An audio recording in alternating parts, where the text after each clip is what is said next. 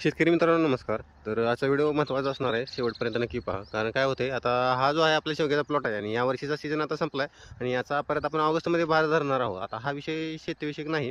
परंतु आता सध्या काय झालं आहे, आता आपण याची छाटणी जी आहे तर ते पुढच्या महिन्यात म्हणजे ऑगस्टमध्ये आपण करणार आहे. परंतु ही छाटणी करत असताना आता काय झालं, जे आता सध्या मार्केटमध्ये ट्रेंडिंगला जे आहे तर ते मोरिंगा पावडर आणि त्याचे फायदे बरेच जण सांगत असतात आणि ही पावडर चांगला दाम देऊन लोकं खरेदी करून ते त्याचा वापर करत असतात किंवा ते खातात. तर अशामुळे काय व्हायलं आता याला मला पण रोज आता छाटणी करणार आहे त्याच्यामुळे हे माझं वेस्टेज जाणार आहे. त्याच्यामुळं असे जे मोरिंगा पावडर करणारे लोक आहेत, तर ते माझ्याकडे येतात आणि मला म्हणतात, "आम्ही छाटणी करून देऊ. आम्हाला फक्त हे जे आहे तर मोरिंगा पावडरसाठी आम्हाला तुमचा प्लॉट द्या." तर मी त्यांना स्पष्ट सांगितलं, की "बाबा मी माझा जो प्लॉट आहे तर तो मोरिंगा पावडरला देणार नाही." आता याच्या मागचं कारण काय तर तुम्हाला सांगतो. काय होतं आता ह्याचं जे आपण 3 महिन्यामध्ये आपण हार्वेस्टिंग करत असतो, त्याच्या वेळेला आपण काय केलं असतं याच्यावर कीटकनाशक असेल, बुरशीनाशक असेल किंवा खालून जे वॉटर सोल्युबल खतं दिलेली असतात किंवा अन्य कुठल्या फवारण्या ज्या केल्या असतात त्याच्यामुळे याच्या पानांमध्ये काय होतं केमिकल होतं. आता तुम्ही म्हणसाल बाबा मग केमिकल पानांमध्ये आहे तर शेंगांमध्ये काय नाही. काय होतं आपण महिन्याला साधारणतः 2 ते 3 फवारण्या घेत असतो. अशा वेळेला जे शेंगा आहे तर त्या प्रत्येक वेळेस वेगवेगळ्या शेंगा असतात. त्याच्यामुळं एखादी ते दुसरी फवारणी ते शेंगापर्यंत असते. जास्त फवारणी त्याच्यापर्यंत जात नाही. परंतु जे झाड आहे तर ते कॉमन असतं आणि त्याच्यावर सारख्या एक साधारणतः एका सीझनमध्ये 7 ते 8 फवारण्या होत असतात. परंतु ज्यावेळेला मोरिंगा पावडर तयार करत असतात याला एक सॉफ्ट 1 ते 2 फवारण्या करून त्याची जी पावडर आहे तर ती उत्तम क्वालिटीची पावडर तयार होत असते.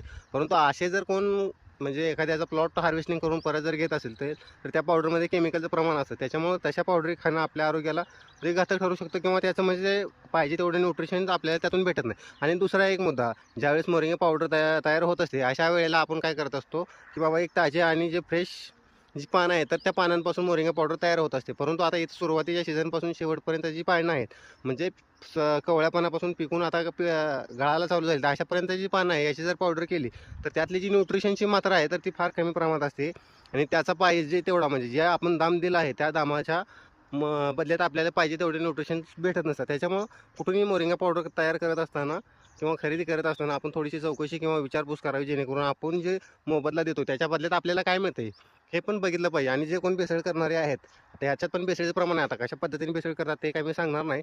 परंतु त्यांनी एक लक्षात ठेवा, आता सध्या अन्न व ड्रग्स जे आहेत, तर त्याचे आयुक्त तुकाराम मुंढे साहेब आहे. यांचा जर दणका तुम्हाला बसला, तर आयुष्यातून उठचाल. त्याच्यामुळं लोकांच्या आरोग्याशी खेळ करायचा थांबवा. तर ही होती माहिती. माहिती कशी वाटली कमेंटमध्ये नक्की सांगा आणि आपल्या आयडियाला फॉलो करा. धन्यवाद.